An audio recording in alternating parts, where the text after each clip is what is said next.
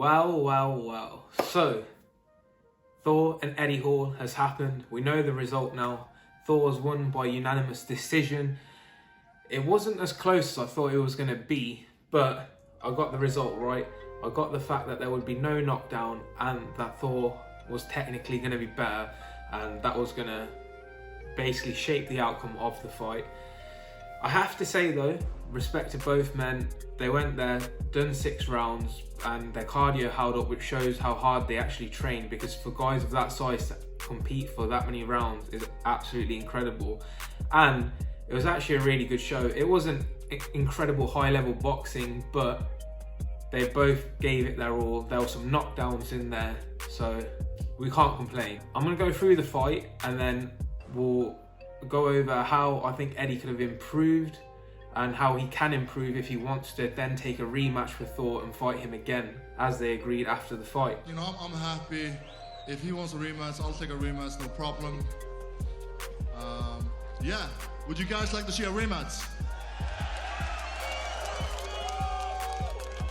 So going into round 1, it was as expected. Eddie came out like a freight train. Both men were actually swinging. I wasn't expecting that from Thor straight away.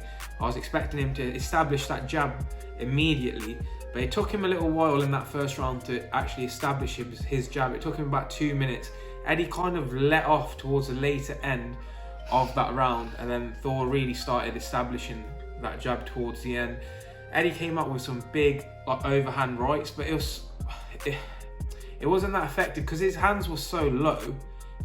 When your hands are that low, like you should be flicking out a jab from the hip as well, so your opponent's kind of blind to where you're throwing out that jab. But Eddie was kind of taking his arms from all the way down here and telegraphing those big overhand rights, which, yeah, they were more explosive at the beginning of the fight, but as you saw when the fight went on and they both started getting slightly more tired, those overhand rights actually became less and less effective throughout the fight. A combination that I thought worked absolutely brilliantly for Thor was a simple jab, cross. And sometimes he'd fake one of the first jabs and then that second jab would land. So it was like a double jab cross, and sometimes it would just be a kind of a first one would be a fake and then a jab and then a cross.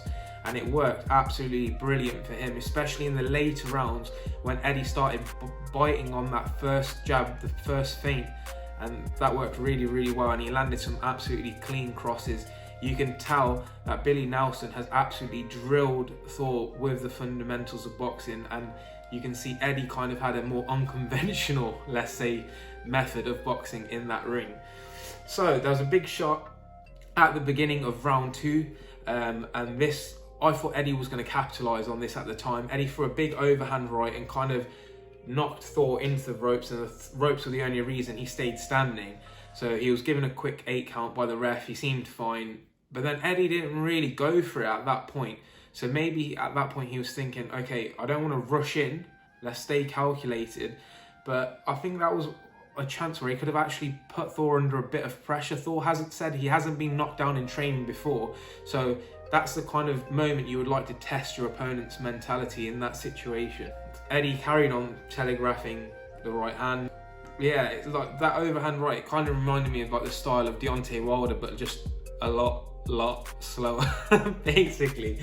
But yeah, another strange thing Eddie started doing around the 3rd, 4th round was he was going in this almost like side-on stance. He had his left hand up, which I'm guessing is protecting him from the right hand, but for Thor's a southpaw and he wasn't throwing that right hand like a hook. He was just popping a jab straight down the pipe, so it wasn't very effective in terms of his defense. And standing side on is obviously something you used to be more evasive in front of your the person you're fighting, but Eddie's a big wide guy, man, so it didn't work for him as well, let's just say. The hands down thing, I'm not really a big fan of that. Like, I see it because I watch YouTube boxing and all the other kind of celebrity boxings and stuff, and it never works well. It's something that has to be trained and honed in for years, and you have to work on your defense for a lot of years before you feel really comfortable in that stance. And I just don't think it was the right idea for Eddie to kind of have that stance going into his first pro fight. So That's not what we saw from Thor. Thor obviously had his hands up the entire fight. Thor basically looked like a novice. Like, say if you train someone for a year, that is what they would look like. He had the fundamentals drilled, which was absolutely fantastic. There was a big knockdown at the end of round 3 by Thor. Absolutely beautiful shot again, a left hand cross. Yeah, very, very nice from Thor. You can tell he's got a lot of power, but it was the extension and the timing of the shot that really was impressive to me. I thought that was very, very, very good. Thor kind of came out in the 4th trying to step on the gas a little bit, but I think he knew in his mind he's still got 2 rounds, and a big overhand right is still very dangerous no matter how late the rounds go. So I think he kind of stopped himself a little bit from that, which is good. That shows some fight IQ there from Thor. So that could have been from the exhibitions that he's actually taken earlier. So yeah, again, kudos to Thor for that.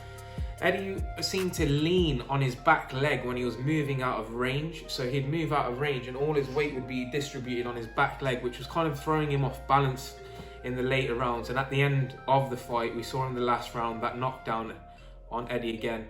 Fair play to Eddie, he's got a lot of bottle, because I wouldn't want to take a shot from Thor. So yeah, respect to Eddie for taking those shots. That's the fight. Both of the men kind of had like a mutual respect at the end of the fight, which is always nice to see after everything that went on in the lead up to fight week.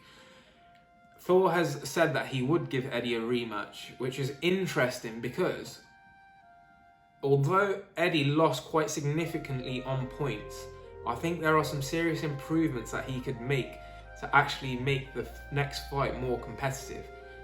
I think he needs to change coach, firstly. I know he's quite a loyal guy, so I don't know whether he'd be willing to do that, but it's not about loyalty, it's about going to pick up styles, maybe tailor yourself towards like different fighting styles. I just think that fighting style wasn't correct for a big, powerful southpaw like Thor. So yeah, for Eddie, I think some of the things that he needs to obviously focus on is getting his defense tighter. Just having his hands up, man. It's hard to watch when a guy has his hands down or just one hand on the side of his face and he's constantly taking shots. Like, it's not the best thing to see, especially in a novice fight.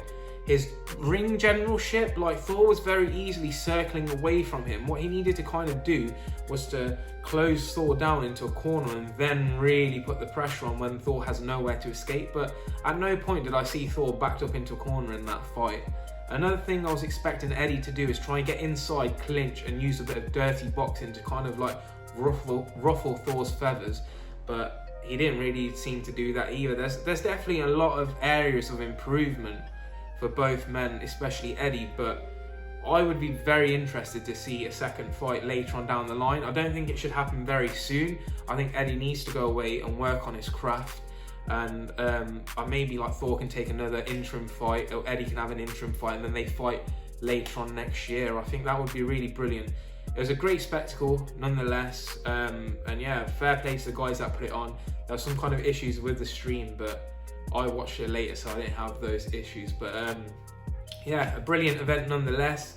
Thank you for everyone that watched my prediction on the fight. I've had a lot of amazing reviews on that, and I can't thank you guys enough for all your support there. Yeah, keep tuned for the next video. Peace.